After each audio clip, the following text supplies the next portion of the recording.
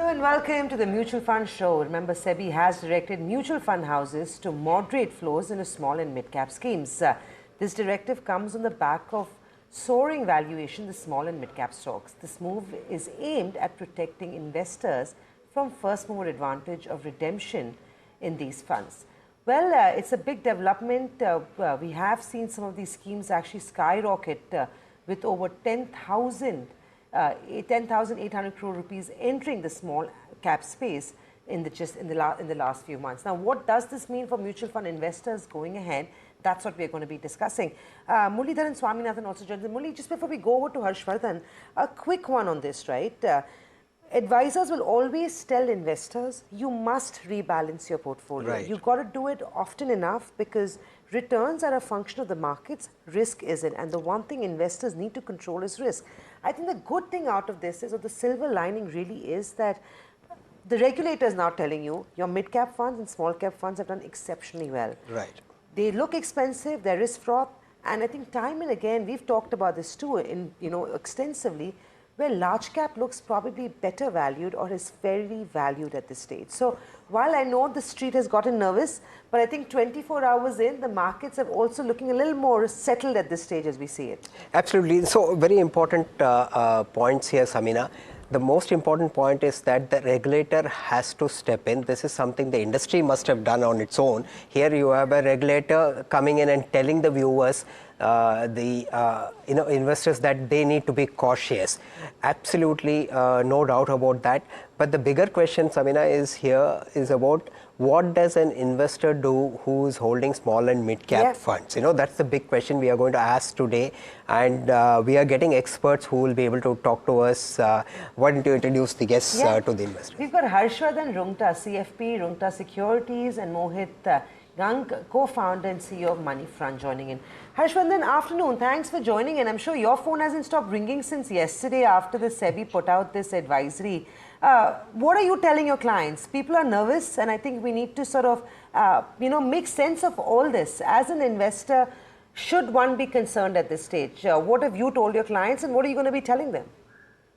So, well, Samina, when you're creating a portfolio, it's not about, talking about a scenario where inflows have come into small caps and mid caps, and then we are looking at it. So when you're designing a portfolio, at that point in time, an investor needs to very carefully do a risk assessment profiling done, which basically is aimed at understanding how much are you likely to be, able to, deal with the volatility that comes with mid and small cap funds. So, how you design a portfolio becomes important. So such directives don't really change that narrative. Now, for example, our approach to portfolio creation has always been the core and satellite. So when we say there is a core portfolio that you create, where probably a 40 to 50% of your allocation has to be towards large caps. So that becomes the core portion of your portfolio. The balance 50% could be in mid and small caps or thematic or sector funds as an individual is comfortable with.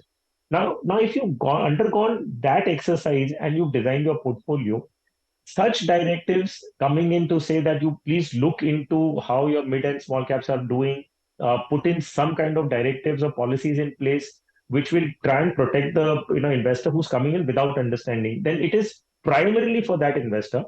So as far as we are concerned, there is no change in our portfolios, because at the time of designing the portfolios, we've been very careful in allocating only that much amount to mid and small caps, as much the investor can take. So we've not looked at, or our investors are not looking at only past performances and allocating towards mid and small caps. They've essentially done risk profiling on themselves, and then they are going out and allocating towards mid and small caps, which nothing has changed in that context as of today, only because of the directives. Right. So balancing the portfolio, taking care of the risk is something you always tell advisors, have been telling, the industry has been telling the investors. But then, at the same time, when there are situations, there are investors who have invested in small cap and mid cap. Let me take this question to Mohit. Mohit, what would you tell the investors at this stage? If somebody is invested in small cap, book profit, move on, or simply hold, or redeem or add, what would be your advice? Thank you so much. I think as Harsh rightly mentioned, that the portfolio allocation, once done rightly, then you don't have a reason to tweak it or rebalance it or change it or alter it just because there has been a directive from the regulator on the markets, or because the markets have overran or markets have done exceedingly well, right? I think investors have allocated some amount of money in small cap and mid cap baskets only because they wanted extra returns and they were happy to take volatility in the first place, right? That was the whole premise of them investing into mid and small caps. Now that situation has turned out well for them for last 1 year, this is a time for them to reap the benefits of it and stay invested on the course, right? If you have decided to invest 20% in mid and small caps, please by all means continue that path. Don't overdo the allocation. I think one small piece of advice which we have been giving to all our clients is that if you have a portfolio of 20 rupees in small caps, by virtue of market movement, if it has run up to 25 odd rupees, then yes, by all means, you should take off the 5 rupees and rebalance it to some other market cap, or perhaps move it to some other asset class altogether. But if you are well within your portfolio limits, if you're well within your asset allocation, then there is absolutely no need to panic. Markets will go through bouts of correction. Markets will see these kind of phases, but investors need not panic, and they should just continue the process of building up their corpuses through systematic investments or whatever their process is. I think investors need to stay put with their allocations. Mohit, that brings me to my next follow-up question, and you alluded to the fact that you've got to rebalance your portfolio either on an annual basis, or if the exposure increases due to a market move. Have you already rebalanced your client portfolios? So we follow a fixed methodology on that. So every quarter or 6 months, depending on what kind of frequency we have mutually agreed with the clients, we follow a fixed process, and we also have some stepwise formulae. And the formula perhaps is 5% movement in the portfolio value or 5% movement in the assets value. And that is when we come to a table and discuss whether we need to rebalance, or in some cases, it could be 10% also. So let's say if the equity and debt allocation is 50-50, and by virtue of market movements the equity has moved on to 60, then we will have a fixed formula that okay, 60 is somewhere where we need to take a follow-up step on, and that could then be mutually agreed depending on clients' liquidity, clients' preferences, what his risk appetite is, whether it continues to remain same, whether it changes with the market scenario or changes with his income dynamics. So keeping all that in consideration, if everything is status quo, then definitely yes, at a 5% or 10% movement, we will definitely go ahead and do some amount of rebalancing in the portfolio. So very clearly, this is not a situation where the investor has to panic. They have to rebalance. If there is excess profit, I'll use the word excess profit because a lot of valuations have run up over the last 3 months and 6 months. We can bring up the chart. We'll also get specific queries from the viewers. Viewers have been sending in queries. I'll ask my producers to bring up the queries. Harsh, let me come to you on this question. At this stage, should we very clearly move to a situation where, I'll say that should we move to a balance fund, because the interest rate cycle is also turning. Forget equities. Should we move to balanced hybrid fund also? Well, Murali, I will also want to touch upon one aspect when you said that we should remove money from small caps and rebalance. Okay, so I'll just answer that first and come to the balanced hybrid fund category. So, most of the investors that you meet, in person, and I've met lots of them in a couple of investor meets. Now, you will realize that most of these investors who are small cap investors have come into small caps purely seeing the returns that have been generated in the last 1 or 2 years. So they don't understand small cap as a category. If you ask them to name 5 companies in their small cap portfolio, they don't even know that. So very clearly, investors who have come into small caps and mid caps, purely looking at past returns without doing a risk profiling on themselves, this is a great time to exit, okay? Because whatever mistakes you may have possibly made, you're getting an opportunity to rectify that at a profit. So if you, and because the small cap and mid cap indexes have run up exponentially, it's time that you can cut your mistakes and then redirect or rebalance your money into, say, probably large caps, because you're booking your profits and going to large caps. So I think it's a great time to take this directive into consideration and look at your portfolio risk profiling and make those changes. Now, coming to the question of hybrid funds. So, well, yes. So if you look at one element where we believe that interest rates in 2024 should ease out a little bit. Now, when they will happen, we don't really have an idea about that. But it looks favorable. The scenario looks favorable and suggesting that interest rates will come down in 2024 fall short. If not by a great amount, I mean, there will be some reduction in the interest rates. So debt has a potential to generate, make a capital gains on that kind of an interest rate reduction that happens. So yes, if you park your money into say short-term funds at this juncture, even if you don't go to the long-term, long duration fund, you go to short-term funds, I think it's a good allocation to make. Keeping in mind the growth element or the growth prospects of our country, you cannot get out of equities at this juncture. Though the valuations may look rich, though there could be concerns of, when you look at relative market comparisons to Asian countries, emerging markets or developed, yes, we are a bit expensive, but it is not wise to stay out of the Indian economy right now. So you cannot stay out of equity. So yes, there is merit in having a hybrid fund. It could be in the form of an aggressive hybrid fund, it could be a balanced advantage fund. It could be equity savings, Sure. whatever. But you cannot stay out of equity for sure. Yeah, okay. Harsh, we have a specific query coming from an investor. He's 28 years. Harshit, his age is 28. His goal is to invest in small cap funds. He has a lump sum investment of 1 lakh rupees and he is dividing it further as 30,000 rupees in large and mid cap funds, 40,000 rupees in flexi cap and 50,000 rupees each in mid and small cap funds. Is it a good time to invest now if the time horizon is 5 to 7 years given the predicted 20 to 30% correction in mid and small caps? I think he has done his homework. He is expecting a 20 to 30% correction. One of you could take this, Mohit or Harshvardhan. Who would you want to go?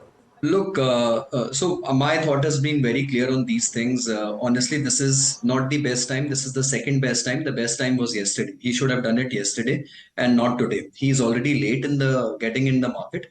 20-30% correction is honestly par for the course. If he's going through via an SIP route or a systematic investment route, then he need not fear any correction. If the correction at all comes in, he will buy more units and he will better deploy his funds. But if the correction doesn't come in, he will at least not be regretting 1 year down the line that he failed to invest waiting for a correction, which is what I'm seeing with a number of investors, that the time they are just time spent in waiting for a correction is far more doing far more damage to their portfolios and their returns than what possibly a correction could have done. So my wholehearted submission to all investors out there is don't wait for an opportune time. SIP is an instrument which is meant to tackle volatility, which is meant to reduce volatility. So you better get into the markets today with whatever allocations you want to and keep going on with a systematic, disciplined process. I think that will fetch far greater returns and rewards than just waiting and timing the markets. Right, Mohit. It's very rarely timing the market. It's usually time in the market that helps investors create significant wealth. And I think that's what's most important. It's a strategic portfolio as opposed to a tactical call that investors need to be taking. Harshvardhan, I'm going to bring your opinion on this one too. And I want you to give me a broader brush on what do you think about his query and what is the advice you have from him, and also if you can give us a sense of what you make of his holdings.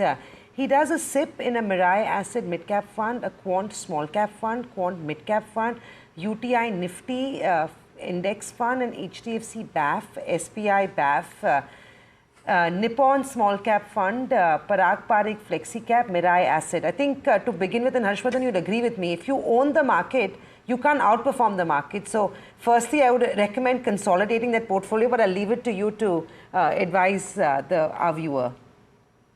Absolutely. So, Samina, you're absolutely right, because see, the first observation that I have in this portfolio is that there are too many schemes in the portfolio. So I don't know the amount, the quantum that is investing in each scheme, but there are about 2 or 3 mid caps, there are 2 small caps. So I think how an investor should go about doing things. To begin with, say you have 100 rupees to invest, and that is your equity allocation. I'm not talking about debt. So if your 100 rupees is supposedly an equity allocation, you need to ask yourself how much would you want to invest in each market category. So you're going to say that I'm going to invest, say, 40 rupees in large caps, probably another 30, 40 rupees in mid cap, and the balance in small caps or thematic sector, whatever. So first you draw up a broad plan saying how much will go into which market category. Now within that category, okay, then you start selecting maximum 2 schemes. I mean, in ideal situation, 1 scheme per category is good enough. But if you go towards mid and small cap, you might want to possibly add fund manager expertise there as well. Because I know the stock selection comes into play. If you're in the large cap, probably one scheme is good enough. If you're coming to mid and small cap, then maximum, as I said, you add two schemes. So that becomes your the approach. Now, when you come down to selecting a scheme, then you start picking up a scheme saying that if I want to invest into two schemes in mid cap, do I want a passive and an active scheme combination, or do I want two active fund managers to do my job? You go and compare those two schemes that you have shortlisted with seeing what is the overlap they have, what are the performances, because performance is not only judged on a point to point basis on last 1 year. You'll have to see rolling returns on different timelines and how fund managers have functioned, or what kind of returns they've generated in different market cycles. So while there is a bull run, what kind of returns they've generated, and if there has been a market downturn, how well they've been able to curtail those downturns. So we want a marathon runner. We don't want a sprinter who does extremely well in the first 100 meters and then kind of fades out, later on. So you need to search for those schemes which have performed steady, who've Yeah. been functioning in different market cycles and have outperformed. Right. So that's the combination. One or two schemes max in each category. I think your portfolio is good to go. Right. Okay. So I think Samina mentioned a very interesting point. Own the market. Now, Samina, owning the market is a different situation. I'll come back. There are different ways of owning the market, and not necessarily directly giving the money to the fund manager. You simply give it to the market and let the market take care of it. Exactly. We'll come back from break and tell you more about how you can own the market without taking risk and without having to worry about this volatility. After the break, stay tuned.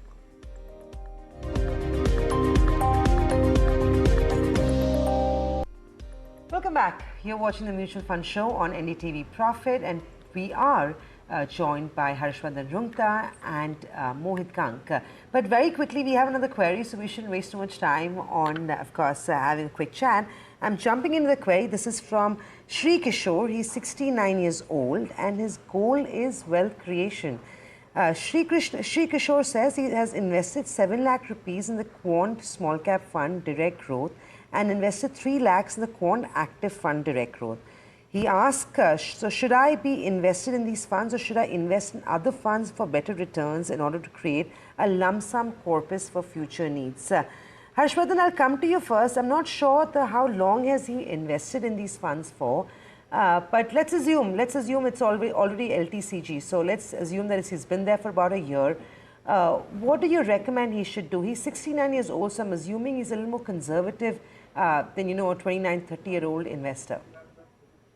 So, well, Samina, the good part is if you read in the question itself, he says he's 69 years old and he's looking for wealth creation. So that's a good part. I think Harshvardhan will be more like wealth transition eventually. So I think he's honestly watching out for his family. That's right. The idea is, if he's invested 7 lakh rupees in a small cap fund, I'm assuming he's done that research to understand what a small cap fund entails. What journey is he going to be taking when you invest in a small cap fund? It's going to be highly volatile. Now, if I'd given a personal choice, I wouldn't have designed this portfolio like this. We are more of that kind of at that kind of a stage where we say that you invest not from a trading mindset. So small caps would essentially mean a lot of volatility. They've given exponentially good returns in the last 1 or 3 years, but that does not mean that it's going to continue like this for in the future as well. And in case there is a correction, small cap will fall in the same propensity as much as they've gone up. So my suggestion would be to have a little more balanced approach. The 10 lakh that he has, he could most certainly continue with the 3 lakh that he has in the quant active fund. However, my concerns are on the 7 lakh in the small cap. Given in conjunction with the SEBI directives, the regulator is showing some concerns with the froth that is building in mid and small caps. I think take his age into consideration, which is 69, and the allocation of 7 lakhs in small caps. I think there is a lot of room to make changes. He could possibly move towards a large and mid cap category. So I am reducing the volatility in his portfolio, saying that the 7 lakh could switch out of small cap, go into a category which is large and mid cap. So you still have a mid cap in your portfolio. You have quality large caps in your portfolio. So I think that approach will be better. He could have two different schemes. He could have one pure large cap fund in the form of an index fund, that owning the market that we've been trying to talk about, that you invest into, say, Nifty 50 or a Sensex 30 companies. So you'll have one portion going, let's say probably 5 lakhs going into a large cap fund, and 2 lakhs going into a mid-cap fund, which could be actively managed, and exit out of small cap. That will be my suggestion. Just reiterating, confirming the SEBI directives, confirming his age at 69, and allocation of entire 7 lakhs into small cap. I think this is the approach that he takes, as I suggested, between large and mid cap would be a better approach to him at this junction. Sure. So as Samina pointed out, owning the market or owning a sector, there are some easier methods and easier, simpler ways. Surely one of them is exchange traded funds. You could simply buy exchange traded funds from the market, whether it's lump sum, preferably lump sum, because you can buy it at any point in the day. Now that will help you buy a basket, and market takes care of your investment. It's not given to a fund manager. So let me bring Mohit. Mohit, what do you think? How can ETFs help investors over a medium to longer period make money? Look, so Murli, I think I have been of the firm belief that ETFs or passives is a category, an idea whose time has come in the markets, right? And no one can ignore that in any kind of portfolio allocation. Look, there are intrinsic benefits to investing in an ETF, whether you invest through the ETF route or the exchange route, or you invest through the index route, which is through the fund house. I think, give or less, the idea is similar, that you are going into a passive strategy where there is no active fund manager. And because there is no active fund management, the cost is reduced dramatically to invest in these kind of things. And over a period of time, we have seen that as markets evolve, as markets mature, and that's an example which we have seen in the Western markets, where the US markets, if you see, 52% is now all invested in passives, right, out of the entire market in US. So similarly, as markets evolve and mature in India, you will see it becomes incrementally very difficult for active fund managers to year on year beat the market.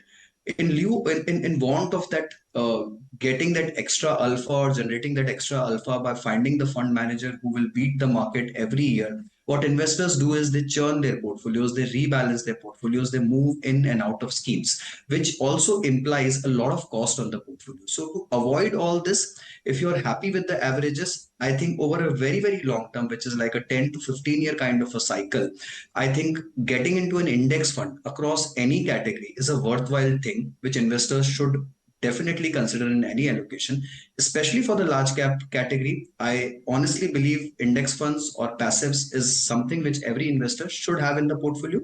For mid and small cap categories, yes, you can always argue that there is enough alpha available in the market and there are enough good quality fund managers who can beat the markets. So you might just want to have a combination of an active plus passive strategy, or an active plus a factor based passive strategy in those segments. Some of the smart beta strategy returns have also been very compelling in the last few years. And just to take a piece of what Mohit said, and Murli, I think you'd agree with me, what you really need to do is build a core portfolio and a satellite portfolio. Your core portfolio can be passive, large cap funds, because they're cost effective, and the returns historically have actually beaten, passive funds have beaten active fund managers. So there's no point paying a 2% cost when you can actually get the same sort of returns through a passive strategy in the large cap space. And like Mohit also indicated, your satellite portfolio, which is what is doing the alpha generation, could be small and mid cap active fund managers and PMSs as well. So I think, Harsh, look, you want a closing thoughts? You've got 1.5, 2 minutes to very quickly tell our viewers if you agree with that strategy. Yes, so Samina, you very well wrapped up the whole conversation that we had, made it simple for the investor, saying that, okay, you are going to be into a situation where you want that, a little extra returns, the alpha, that additional returns that we're talking about from the market. And that could be through a passive strategy or a quant or a smart beta fund. Now, what investors really need to keep in mind, I'm taking this opportunity to digress a little bit out of the topic. We've seen investors coming into the market, their expectations need to be moderated. I think right now, what worries me is that, yes, there is a lot of inflows coming into the market, and investors are experiencing good returns right now. My concern comes if you come into the equity market looking at returns, and if at all the markets were to turn around and there's a sharp correction, investors are not prepared for that. So you need to be very careful of what the market can do. Do not expect and assume that everything go only one way at all times. You're right. Replace a little bit of greed with a little bit of fear. That's always a good thing. But thank you, gentlemen. Great having all of you on the show. And it was also great having you, Murli, join us on the show. With that, we're completely out of time. Thanks for watching. There's a lot more programming on the other side, so stay tuned.